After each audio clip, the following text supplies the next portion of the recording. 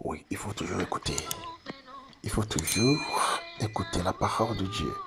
Écouter l'autre. Écoutez bien l'autre. Écoutez bien votre frère, vos frères et sœurs, votre ami, tous ceux qui sont autour de nous, afin de pouvoir bien faire ce qu'ils demandent. Nous allons utiliser Deutéronome chapitre 6 du verset 4 à 9. Entrons. Shalom, bonjour, prions. Dieu notre Père et notre Mère, nous te remercions en ce moment ensemble. Merci beaucoup pour cette famille que tu ne cesses d'aider. Cette famille, ceux qui se sont abonnés à ce canal pour pouvoir t'écouter en tout temps, pour pouvoir prêter attention, pour t'écouter, pour écouter ta parole, l'enseignement sur la foi, pour pouvoir augmenter leur foi, leur relation envers vous. Seigneur, merci. Merci pour tout. Merci pour tout déblocage que tu leur accordes, surtout déblocage professionnel et financier, des esprits mauvais, de la sorcellerie à tout niveau, de bonheur, de chance,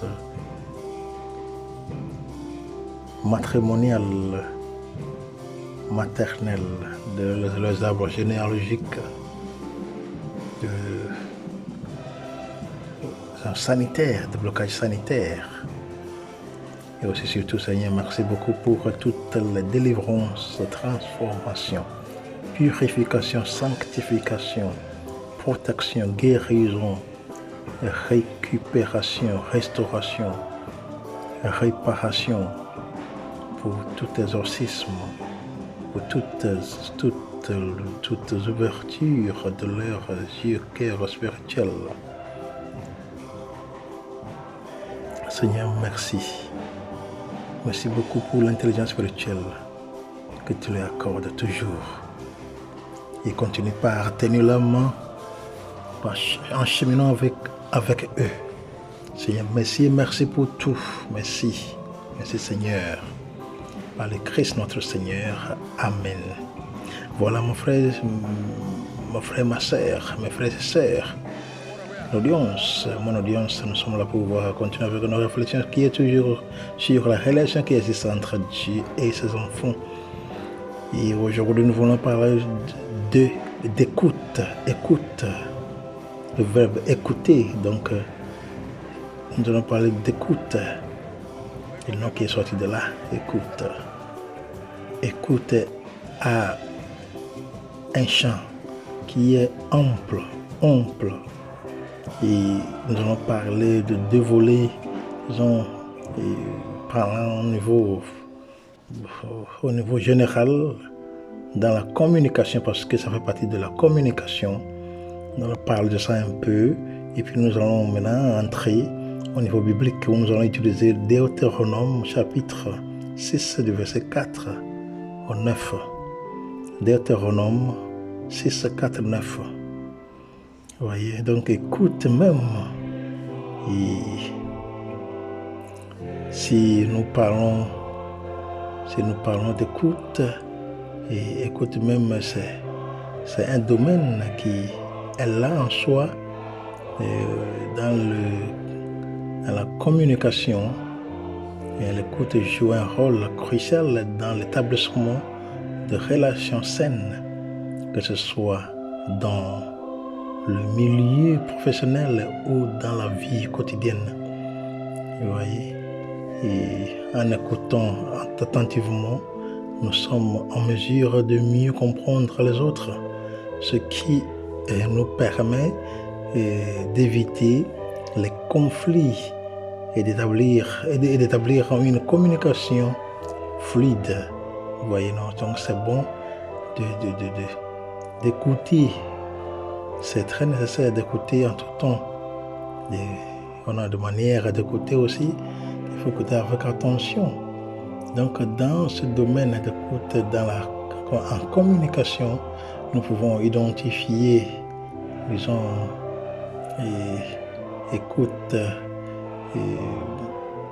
écoute critique, qui est une compétence importante pour pouvoir analyser, évaluer les informations que nous recevons.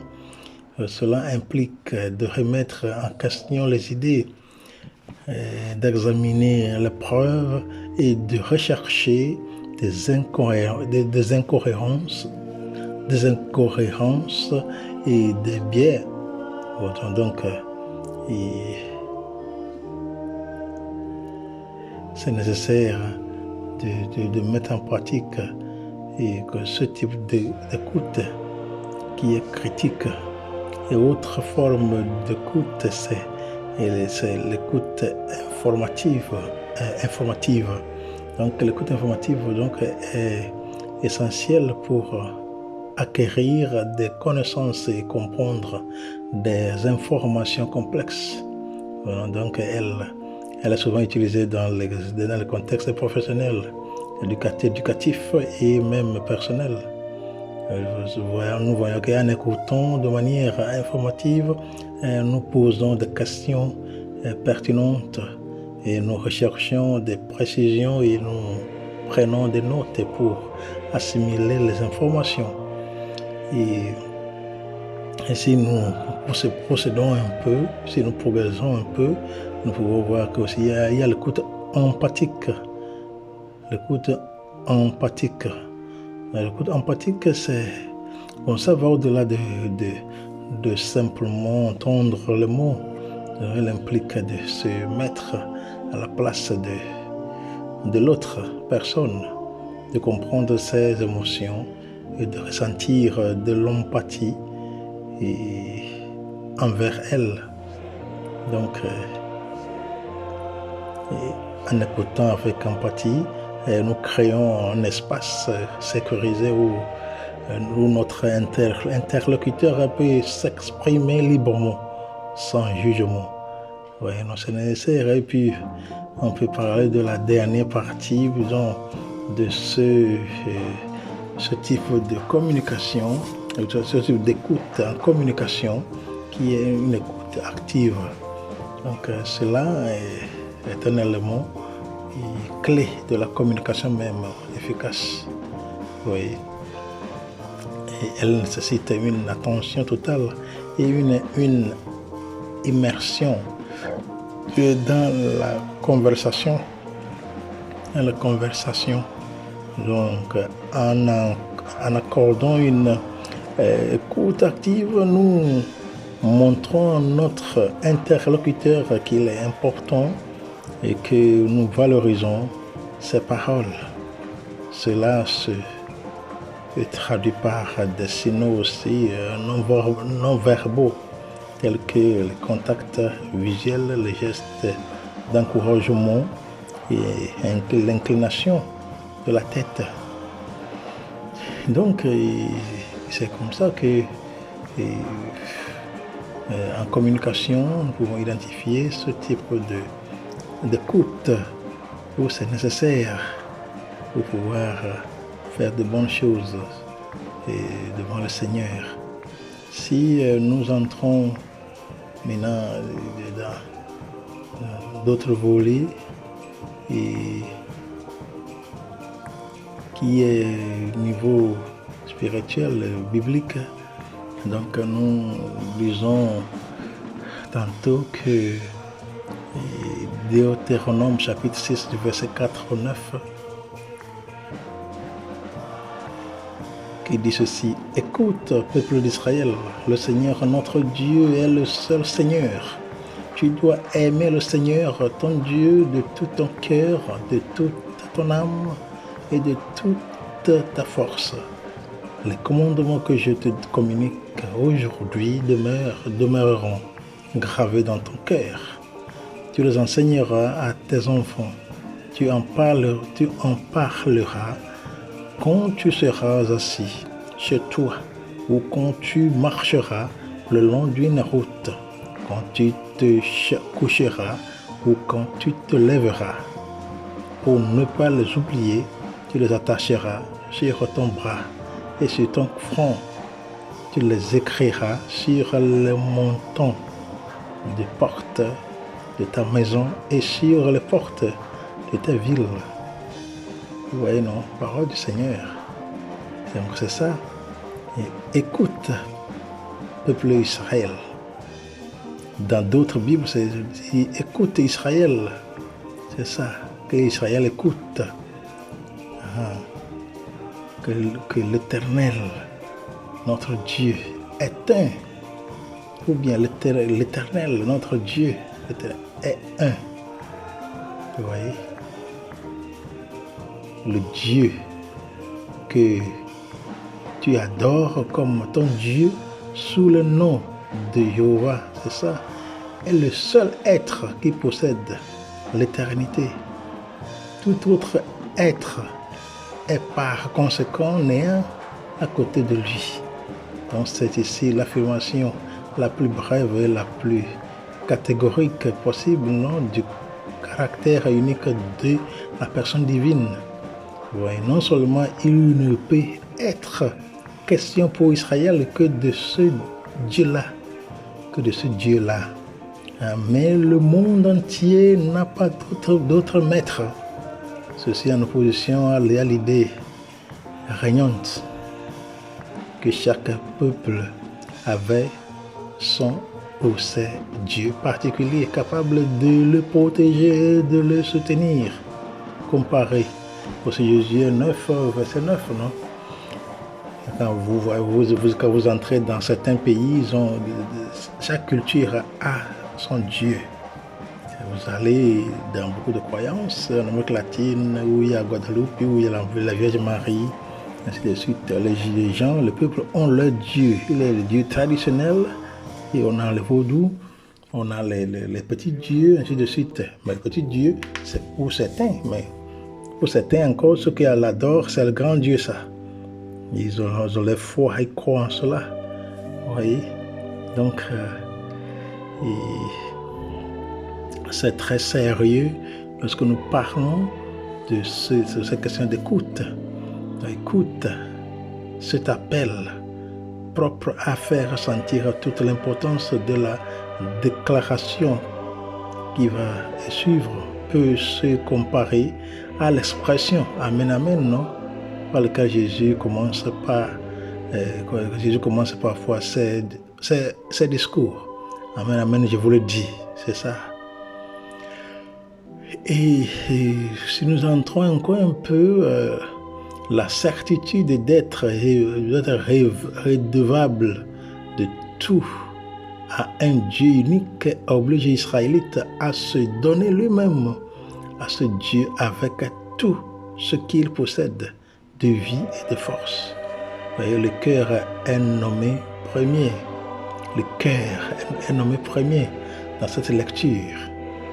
C'est l'organe par lequel, dans le cœur qui est nommé le premier, c'est l'organe par lequel l'homme reçoit Dieu et entre en contact avec lui. Donc le cœur, c'est un élément sensible, un élément premier. Moi, je dis, je ne suis pas docteur, je ne suis pas médecin, je n'ai pas étudié la médecine, mais selon ma compréhension, le cœur humain, je pense que lors de la formation de l'enfant au sein de sa maman, je pense que c'est le cœur qui est formé premier. Moi, je pense. Vous pouvez laisser dans les commentaires si c'est vrai ou faux. Je n'ai pas étudié médecine, je ne suis pas médecin. Mais je pense que c'est le cœur humain qui est premier à être formé au sein maternel lorsque maman tombe enceinte. Bien, lorsque maman est tombée enceinte, c'est le cœur qui est formé premier. Et c'est le cœur là qui va mourir, disons, qui va cesser de vivre lorsqu'on va dire que la personne est morte. Donc c'est le cœur là qui va cesser. Lorsque le cœur cesse de vibrer, de pomper du sang, ou bien de fonctionner, on dit que la personne est morte. C'est comme ça. C'est ma propre compréhension. Je n'ai pas fait la médecine, mais je pense que ça. Si c'est vrai ou faux, vous qui êtes sur ce canal, vous pouvez dire quelque chose en commentaire pour nous éduquer un peu Là, moi, c'est ça que je pense. Je n'ai lu nulle part, mais c'est ma propre compréhension. Et deuxièmement, l'âme. Tu aimeras, Seigneur, de tout ton cœur. Donc, deuxièmement, c'est de toute ton âme. Donc, l'âme est le souffle de vie. La personnalité humaine avec la totalité de ses facultés d'intelligence, de conscience et de volonté. C'est ça. On aime le Seigneur avec toute cette personnalité humaine, le souffle, voyez, avec la totalité de ses facultés d'intelligence, avec la conscience bien formée de volonté. Voilà l'âme qui aime. C'est comme les deux amoureux qui s'aiment. C'est comme le couple qui s'aime. Donc là, le troisième élément ici, c'est la force. Aimer le Seigneur avec toute sa force. De toute ta force. Donc la force désigne l'énergie que l'âme déploie au dehors, sous l'impulsion du cœur rempli de Dieu. C'est ça. La force, sans s'affaiblir. Il faut toujours être solide, être debout. Donc il est impossible de se livrer à une conception de la vie religieuse, par exemple, plus haute et plus spirituelle que celle ici exprimée. Jésus a vu le premier, le grand commandement de la nouvelle, comme de l'ancienne alliance. Oui, dans les citations de sa propre, disons de sa parole, que nous donne Matthieu chapitre 22, et Marc 12, 30 et Luc 10, 27, nous trouvons comme déjà dans la traduction des Septante, dans la pensée ajoutée, au cœur, elle est à l'âme. Elle est ici renfermée dans le mot d'âme. Vous voyez? Et autre élément que nous pouvons voir dans cette lecture, c'est que sous l'empire de ce sentiment qu'est l'amour, l'Israélite sera incessamment préoccupé des commandements divins et il les fera intervenir dans toutes les circonstances de sa vie de famille. C'est ça. Et autre le mot, c'est que tu les attacheras. Donc ces commandements, tu les attacheras. Donc ces recommandations paraissent devoir être précises ici au sens littéral. On va voir l'Exode chapitre 13, verset 9. Il en est de même de celle du verset 9, non? Naturellement, ces usages extérieurs ne doivent être qu'un moyen de réveiller constamment la préoccupation intérieure pour que le cœur puisse bien agir. Donc, il y a d'usage d'inscrire des textes sacrés sur les poteaux et les portes des maisons existaient déjà chez les anciens égyptiens et se retrouvent maintenant encore chez les peuples mahométans qui accordent à ces inscriptions une vénération superstitieuse. Les gens qui écrivent, c'est-à-dire que les gens qui écrivent la parole de Dieu partout, c'est comme on est en train d'écrire quelque chose pour ne pas oublier. Donc on écrit ça avec crayon, avec bic, avec quoi que ce soit, avec marqueur, pour que ce qu'on a appris quelque part reste toujours frais dans notre mémoire. C'est ça. On se rappelle lorsque ça écrit quelque part. Donc c'est nécessaire que les choses, les commandements de Dieu soient écrits. Vous voyez? Donc c'est dans l'écoute Israël, schéma Israël, l'écoute Israël. Ça veut dire que le Seigneur veut que l'Israël l'écoute. pour que Israël puisse faire sa volonté, ce que le Seigneur veut que le peuple fasse. Donc le peuple doit obéir. Le peuple doit obéir ce que Dieu veut dire. Donc le sacrifice est pour, comment l'appelle-t-on? Et si nous entrons en Samuel chapitre 1er Samuel chapitre 15 verset 22 qui parle de l'obéissance, non? Et ça parle de l'obéissance à la loi du Seigneur. Donc le sacrifice est pour lui et pour lui plus que l'obéissance. Disons pour le prophète, pour le prophète, l'obéissance, le sacrifice est pour lui plus que l'obéissance. Mais l'Éternel prend-il plaisir aux holocaustes et aux sacrifices comme à ce qu'on écoute la voix de l'Éternel? Écoutez la voix de l'Éternel. Voici, écoutez est meilleur que sacrifice. Prêtez l'oreille, meilleur que la graisse des béliers. Car la rébellion est comme le péché de divination et l'obstination comme une idolâtrie et des téraphim. Vous voyez, donc le sacrifice sans obéissance, vérité solennelle, ne vaut pas mieux. Le sacrifice sans obéissance, véritable solennel, ne vaut pas mieux que de se prosterner devant des idoles. Le premier attribut de la foi, c'est l'obéissance. Oui, on obéit.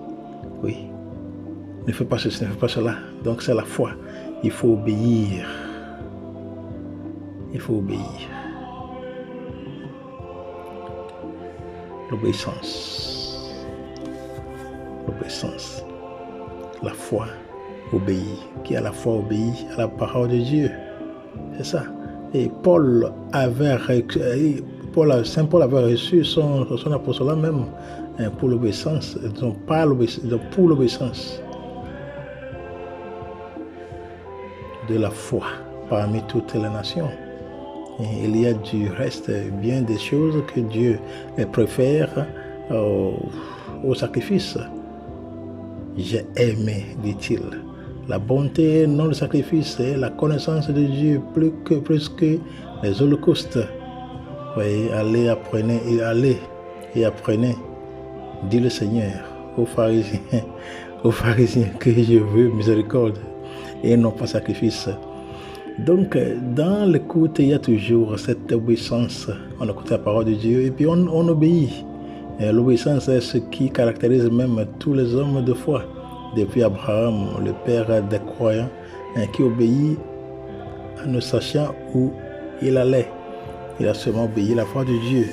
Le Seigneur lui a parlé, il a seulement écouté ce que le Seigneur lui a dit, et puis il a fait en conséquence. C'est comme si nous prions. Donc, mon frère, ma soeur, si nous sommes en train de prier, nous devons prêter attention sur ce que le Seigneur veut nous dire, sur tout ce que le Seigneur a à nous dire. Lorsqu'on écoute, l'écoute nous donne tout ce qu'on veut. Lorsque nous sommes attentifs, nous sommes attentifs au Seigneur. En l'écoutant, nous allons recevoir tout ce qui nous est réservé. Mais une fois que nous ne voulons pas écouter le Seigneur, donc tout devient difficile pour nous. Donc nous sommes appelés à pouvoir vivre selon la voix de Dieu. On écoute la voix de Dieu, ce n'est pas seulement écouter pour écouter, mais on écoute pour pouvoir obéir.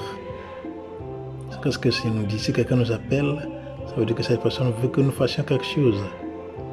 Donc on ne veut pas seulement écouter pour écouter. Il faut écouter, il faut bien écouter. Il faut prêter attention lorsqu'on écoute. Voir ce que le Seigneur veut faire dans notre vie. C'est nécessaire. Le Seigneur veut nous parler. Il veut nous confier des choses. Mais si on n'écoute pas, comment est-ce qu'on va savoir? ce que le Seigneur veut de nous. Nous sommes appelés à pouvoir nous adonner totalement. Oui, nous adonner nécessairement au Seigneur pour que lui-même puisse nous aider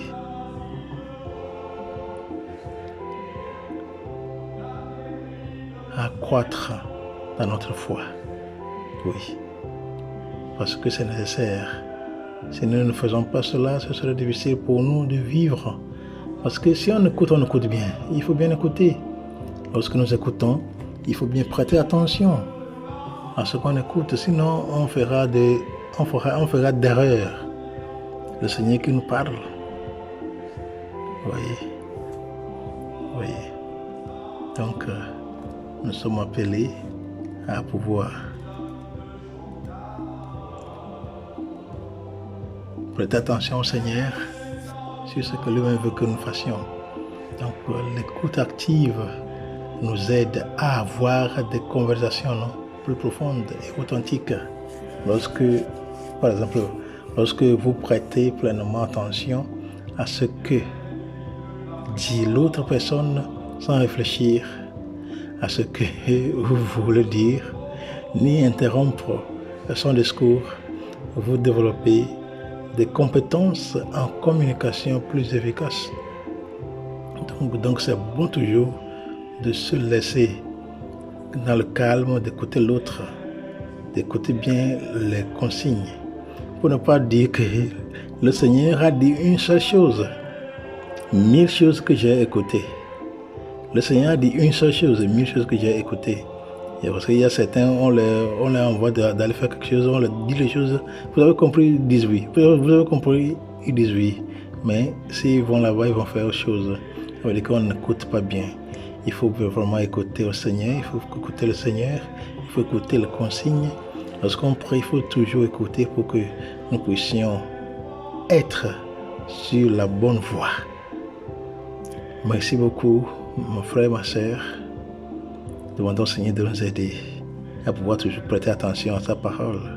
Écouter sa parole avec attention, surtout avec tout notre cœur, toute notre âme, notre force, tout notre esprit, l'intelligence et tout, pour notre salut et pour sa plus grande gloire.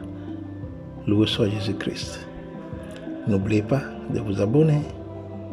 N'oubliez pas de continuer par liker, commenter et partager la vidéo. Merci beaucoup d'avoir écouté et que Dieu vous bénisse. Shalom, shalom.